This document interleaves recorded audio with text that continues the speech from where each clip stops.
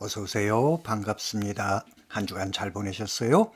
다작의 5분 한류학교실에 오신 것을 환영합니다. 어서 오세요. 오늘은 다작의 5분 한류학교실 제18강 K-팝을 메인스트림으로 한 2차 한류시대 왜 2010년을 원년으로 하는가에 대해 이야기 나누는 시간입니다. 1차 한류시대 K-팝은 드라마의 인기에 영향을 받는 마이너 한류 소재 영역이었습니다. 그러나 드라마 수출의 정체기인 2006년에서 2009년 사이 K-팝은 SNS의 등장과 함께 독립적으로, 독자적으로 한류 위기의 돌파구를 마련하는 비밀 병기의 역할을 합니다. 그리고 2010년 드라마의 뒤를 잇는 새로운 한류의 메인스트림으로 자리를 합니다.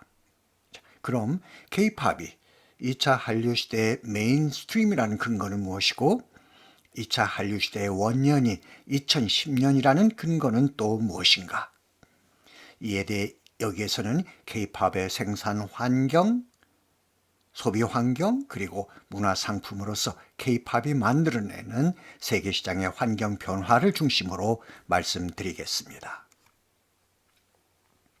먼저 생산 환경 측면입니다. 2010년 K-팝이 해외 진출의 기본 토대를 완성했다라는 것은 그동안 남성 아이돌 중심이었던 해외 시장에 여성 그룹들이 합류함으로써 본격적인 K-팝 시대를 열어갈 수 있는 토양이 2010년 마련되었다는 것을 뜻합니다. 봄미닛의 그 뮤직 핫 이슈, 카라의 미스터 루팡, 소녀시대의 소원을 말해봐 G, 브라운 아이드 걸스의 아부다 카다브라 어쩌다 등이 2010년 일본의 오리콘 차트에서 빛을 발하기 시작합니다. 지금의 시각에서 보면 격세지감을 느낄 수도 있습니다. 그러나 그 시기 이 같은 성과는 놀라운 것이었습니다. 한국콘텐츠진흥원이 발행한 2010 콘텐츠 산업 백서도 2010년 여성 아이돌 그룹들의 해외 시장 안착을 기록하고 있습니다. 이런 인적 수출 기반의 조성 이후 현저하게 늘어나는 K-팝의 수출 증가세를 뒷받침하는 산업적 토양이 됩니다. 미국에 진출한 원더걸스도 2010년 북미 지역에서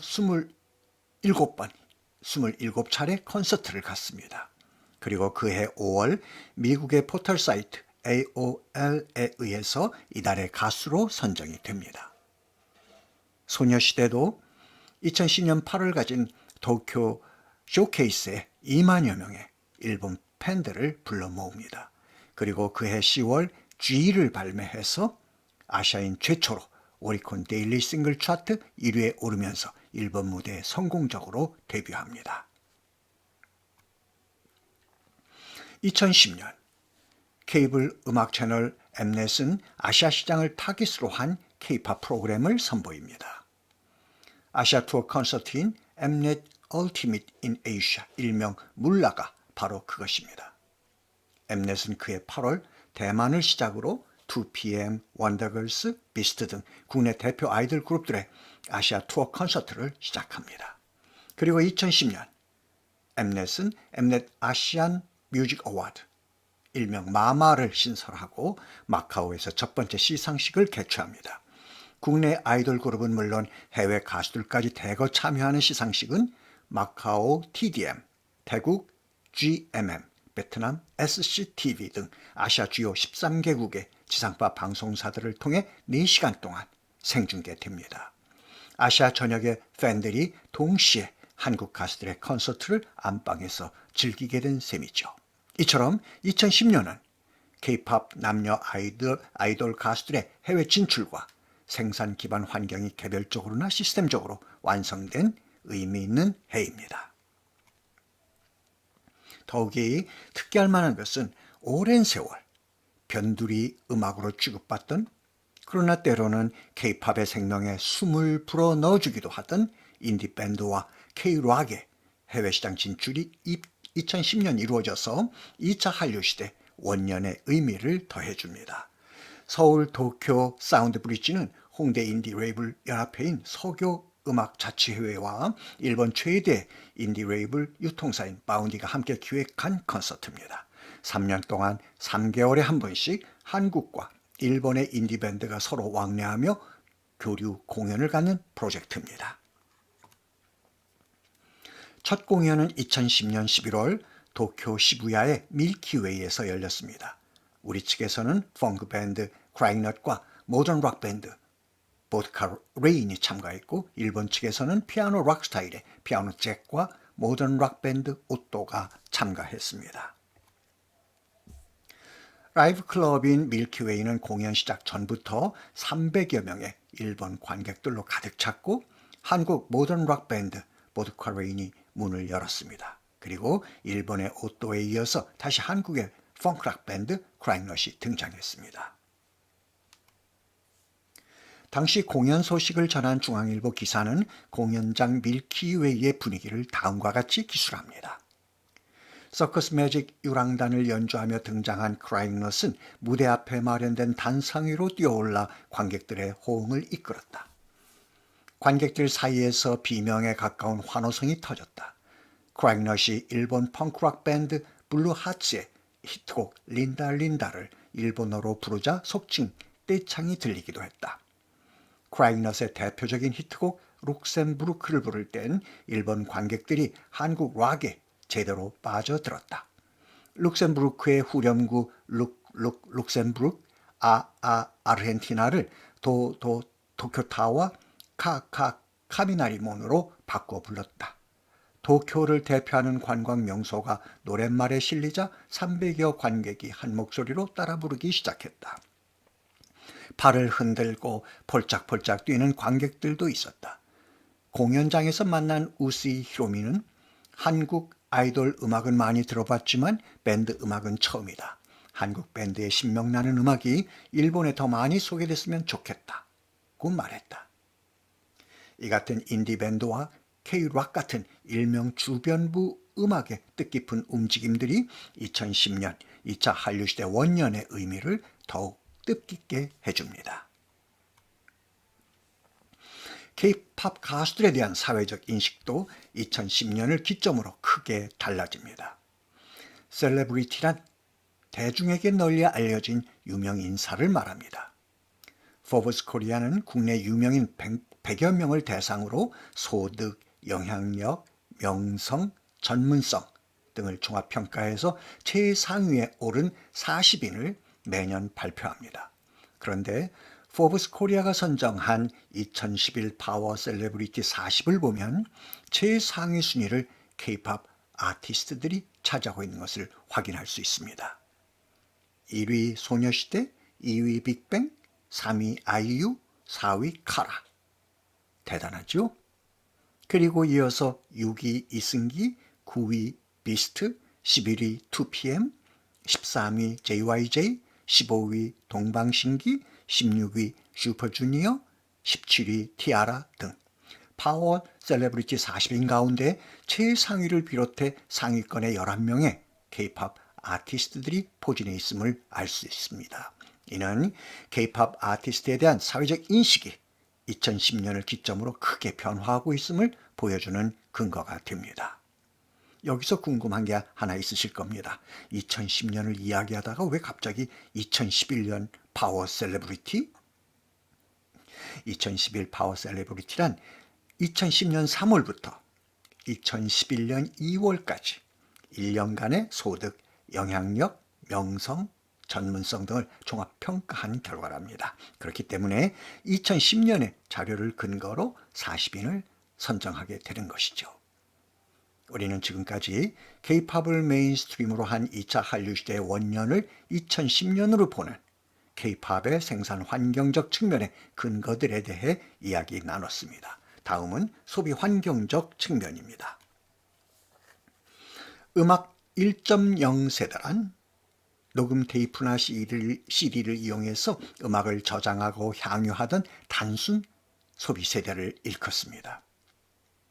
음악 2.0 세대란 MP3를 이용해 음악을 다운받고 공유하고 소비하던 과도기적 소비 세대입니다. 음악 3.0 세대란 스마트 기기 등 새로운 디바이스를 이용해 SNS나 웹상에서 다운로드나 저장 없이 스트리밍 서비스를 통해서 즉시적으로 음악을 듣거나 보는 소비 세대입니다. 이들은 단순한 소비자가 아니라 생산된 음악의 유통에도 참여하는 프로슈머의 성격을 띱니다. K-팝의 팬과 팬클럽은 음악 3.0 세대입니다. 적극적인 시장 참여와 함께 K-팝 시장의 세계적인 확대에도 기여합니다. 이들은 K-팝 오디션에 참여하거나 커버 그룹을 결성하는 등 K-팝 밈의 복제 활동을 통해 K-팝의 확산은 물론 K-팝을 메인스트림으로 한 2차 한류 시대의 원동력이 되기도 합니다. 2010년 K-팝이 전 세계 229개국에서 8억 뷰를 기록한 것도 소비 측면에서 본 한류 패러다임 전환의 근거로 제시될 수 있습니다. 중앙일보는 2010년 한 해 동안 유튜브에 등록된 SM 엔터테인먼트, YG 엔터테인먼트, JYP 엔터테인먼트 등 3대 가요 기획사 소속 한국 가수들의 전체 동영상 923개를 분석한 기사를 2011년 1월 17일자 신문에 실었습니다. 그 결과 2010년 전 세계 229개국의 네티즌들이 한국 가수들의 동영상을 조회한 횟수는 모두 8억 가까운 7억 9,357만여 건이었습니다. 대륙별로는 아시아가 5억 6,627만여 건, 북미 지역 1억 2,347만여 건, 유럽 지역 5,537만여 건 순이었습니다. 조회수로는 여전히 아시아 지역의 비중이 컸지만 국가별로 보면 9,487만여 건을 기록한 미국이 한류의 주요 시장으로 떠오르고 있는 것을 확인할 수 있습니다. 1960년대, 70년대 미국 팝송을 들으며 성장했던 지금의 장년층의 입장에서 볼 때 이는 대단한 변화가 아닐 수 없습니다.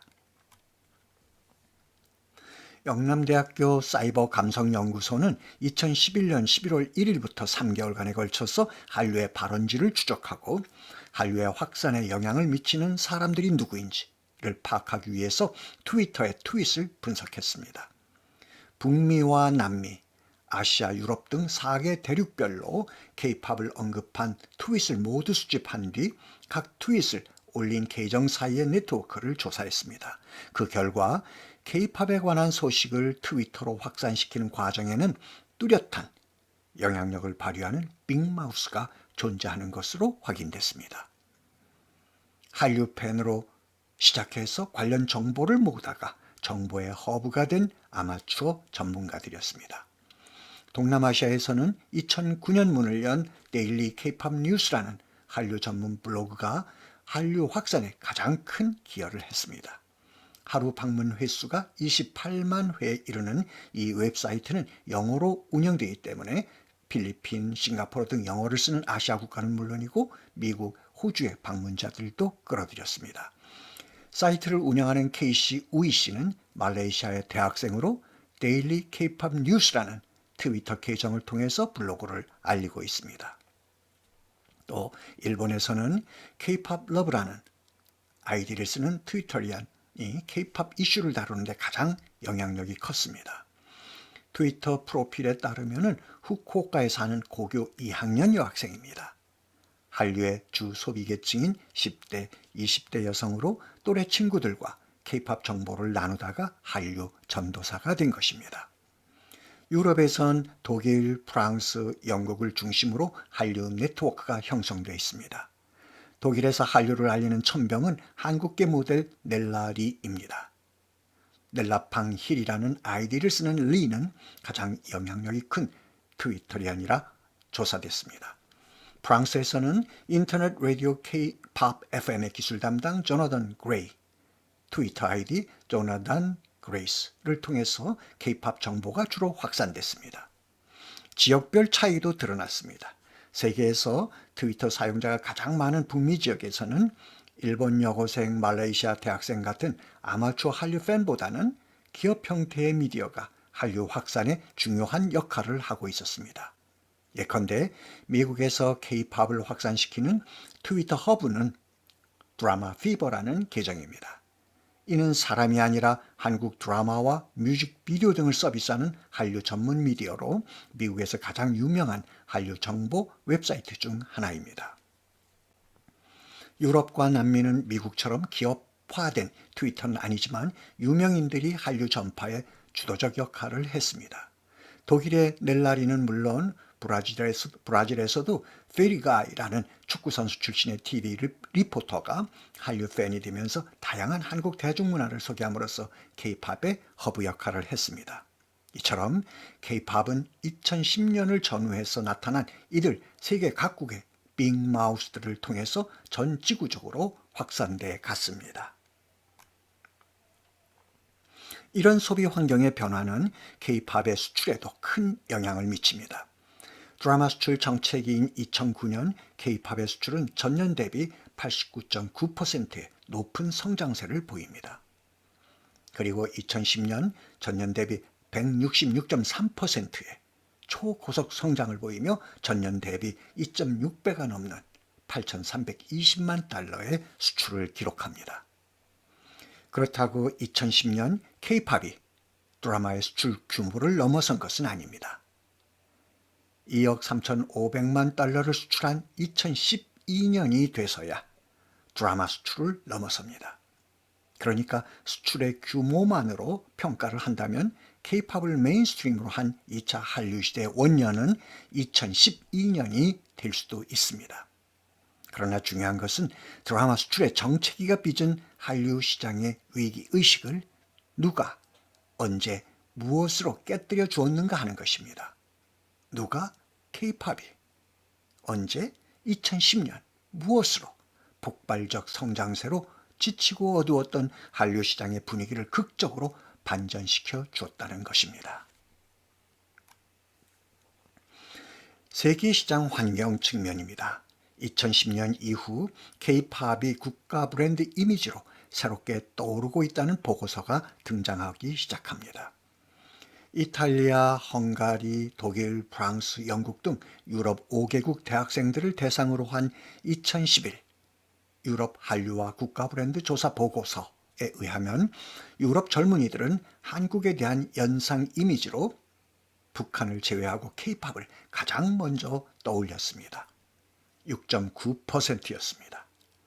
서울 6.5%, 삼성 5.1%, 김치 2.7%, 2002 월드컵 2.4%, 태권도 2.0%, 자동차 1.4%보다도 K-팝이 인지도 면에서 크게 앞섰습니다.